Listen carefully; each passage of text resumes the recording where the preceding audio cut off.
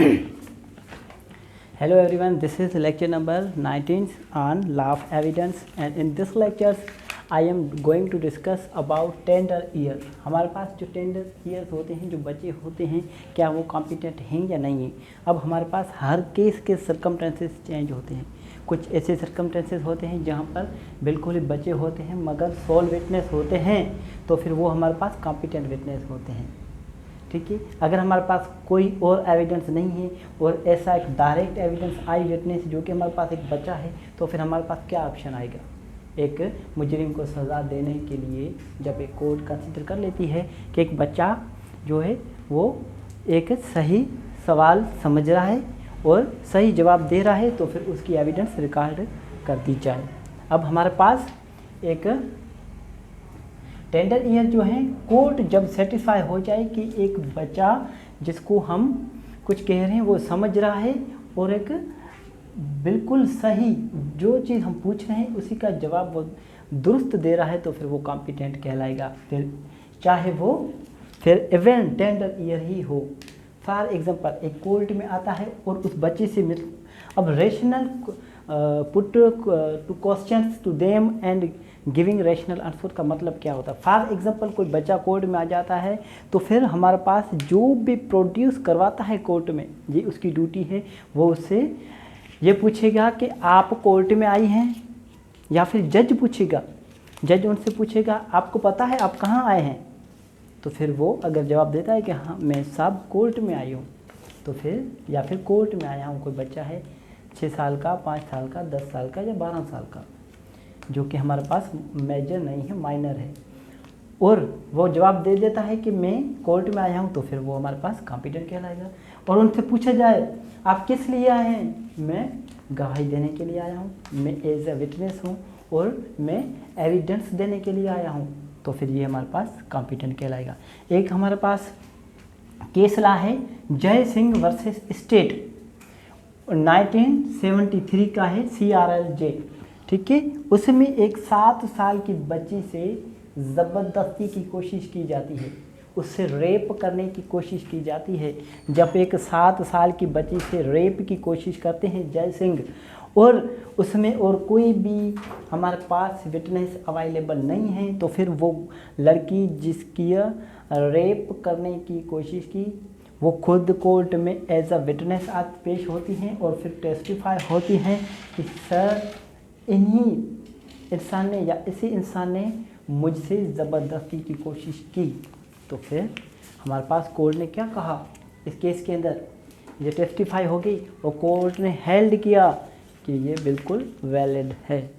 ये हमारे पास ये जो टेस्टिमनी है, ये विटनेस है जो टेस्टिफाई हो रहा है जय सिंह के खिलाफ, वो हमारे पास बिल्कुल वैलिड है। तो फिर हमारे पास ये सोल विटनेस हुई। ठीक है, ये आप नोट कर लें।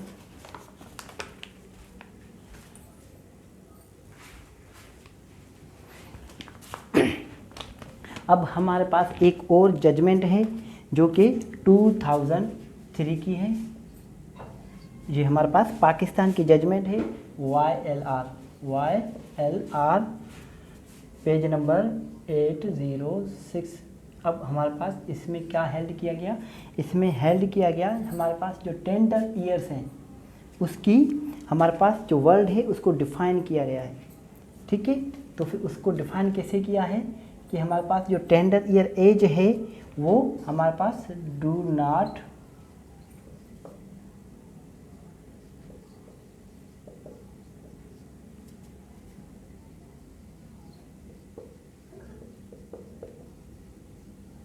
एनी पर्टिकुलर एज, ये सिर्फ हमारे पास कैपेसिटी देखी जाती है। इसमें कैपेसिटी मीन्स कॉम्पिटेंसी। हमारे पास ये जो जजमेंट आई 2003 में YLR पेज नंबर 806 में, इसमें कोई भी हमारे पास जो टेंडर ईयर्स विटनेस होते हैं उनकी जो एज है वो कहीं भी डिटरमाइन नहीं की गई, वो पर्टिकुलर नहीं की गई कि एक टेंडर ईयर्स जो विटनेस है उनकी एज क्या होनी चाहिए। अब हमारे पास टेंडर ईयर की एज नहीं की गई, तो फिर अब इसमें से हम हेल्थ क्या करेंगे, कंक्लूजन हम अपनी तरफ से क्या ड्रा करेंगे, हम अपनी तरफ से ये ड्रा करेंगे हमारे पास ऑल माइनर, क्योंकि हमारे पास एज डिटरमाइन नहीं करी गई, तो फिर हम क्या करेंगे, हमारे पास जो भी माइनर है वो सब टेंडर ईयर्स में आ जाते हैं। बात समझ में आई, क्योंकि एज नहीं बताई गई इसमें कहीं भी, हमारे पास किसी भी ऐसी कोई अथॉरिटी हमारे पास या साइटेशन नहीं है जिसमें टेंडर ईयर बच्चे जो होते हैं उसकी एज बताई जाए कि एज क्या है, 4 साल, 5 साल, 10 साल, ऐसा कुछ भी नहीं। सिर्फ उसमें कैपेसिटी देखी जाती है एक विटनेस की, और एक विटनेस की कॉम्पिटेंसी देखी जाती है कि वो गवाही देने के लिए काबिल है या नहीं है। ठीक है,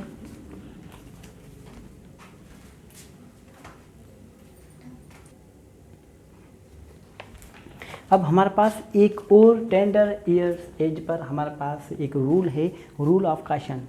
रूल ऑफ काशन में एक हमारे पास अथॉरिटी है 2011 and YLR page number 1899।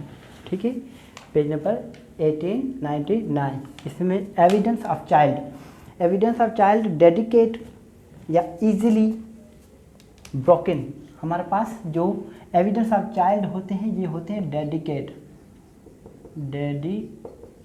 Matter of dedicate या फिर इजीली ब्रोकन, जिसको बाआसानी तोड़ दिया जाता है, जिसको बाआसानी तकसीम कर दिया जाता है, वो हमारे पास ऐसे टाइप्स के एविडेंस कहलाएंगे रूल ऑफ काशन में। रूल ऑफ काशन मतलब बहुत ही हमें क्या करना पड़ेगा, हमें बहुत ही केयर रखना पड़ेगा, बहुत ही हमारे पास प्रूडेंशियल रूल्स अप्लाई करना पड़ेगा, कि हमारे पास रूल ऑफ प्रूडेंस को लेकर ही चलना पड़ेगा एक टेंडर ईयर्स एज की एविडेंस रिकॉर्ड करने के लिए।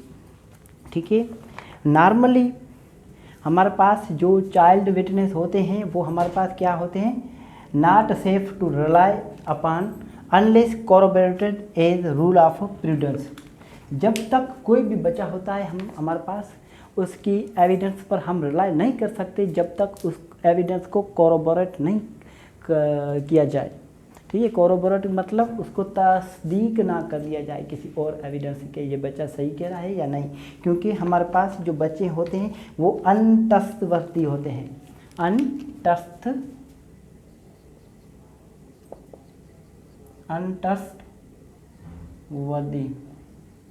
इसका मकसद क्या होता है, हमारे पास किस किस चीज़ के लिए वो हमारे पास अनट्रस्टी होते हैं, वो हमारे पास या तो फिर वो मिस्टेक्स, या फिर हमारे पास और क्या वजह है, हमारे पास एक तो मिस्टेक हो गया, दूसरा हमारे पास हो गया रिपीट गिलिबली। कोई भी एक चीज़, गिलिबली मीन्स प्लाजिबिलिटी। ठीक है, कोई भी एक चीज़ जहन में आ जाना बार बार और उसी चीज़ को ही किसी के आगे जाके पेश कर देना, ये फिर हमारे पास बच्चे कुछ गलतियां करते हैं, गलतियां बार बार करते हैं, और हमारे पास किसी चीज़ को एक चीज़ जहन में बच्चों के जहन में बैठती है तो फिर वो बार बार आती रहती है। ठीक है, गिलिबली। और हमारे पास और कौन सी वजह हो सकती है कि एक बच्चे पर हम एतमाद नहीं कर सकते, इसलिए कि वो जो उनकी जो भी नॉलेज में होता है वो अपनी नॉलेज के मुताबिक ही कुछ कोर्ट में आकर कहता है। ये हमारे पास ये सब में बातें अपनी तरफ से नहीं, ये हमारे पास एक अथॉरिटी है, वे ये बातें सब इनकी ही मैं बता रहा हूँ, इनकी ही मैं आपको प्लाजिटम बता रहा हूँ कि हमारे पास इस अथॉरिटी में क्या हुआ, इस अथॉरिटी में हमारे पास क्या हेल्ड कर दिया गया। ठीक है, और हमारे पास बच्चे अक्सर करके वही कहते हैं जो उनको समझ में आती है बात, या फिर वो समझते हैं कि ऐसा ही हुआ होगा, या फिर वो किसी से सुनते हैं वो बात आकर कोर्ट में कहते हैं वो। ठीक है, या फिर वो ग्रेटली इन्फ्लुएंस्ड हो जाते हैं, किस किस चीज़ से,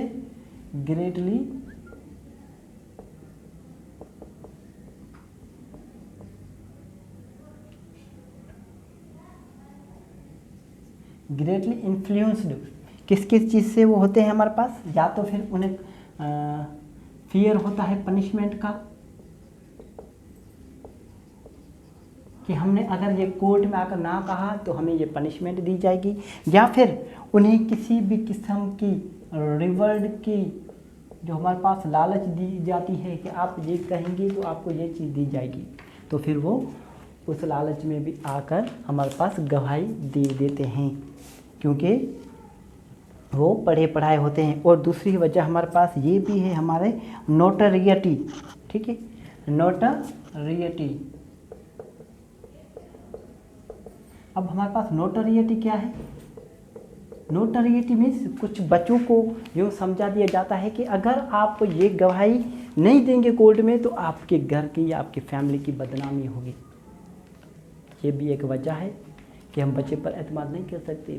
बच्चे हमारे पास किसी की भी बातों पर आ जाते हैं तो फिर इसकी एविडेंस को क्यों हम तस्लीम करें, ठीक है। अब हमारे पास इसमें हेल्ड क्या किया गया? इसमें हमारे पास जो अथॉरिटी है, इस अथॉरिटी में ये कहा गया कि हेल्ड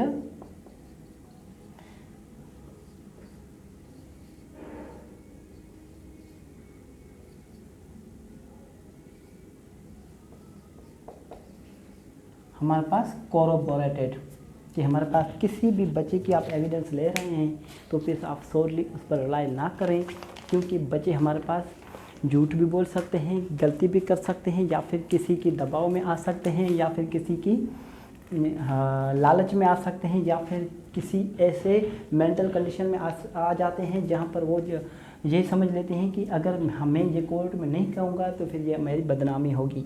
तो फिर कोर्ट कहती है कि आप उसको कॉरोबोरेट करें, उसको तस्दीक करें, फिर ही आप इस बच्चों की एविडेंस को तस्लीम करें।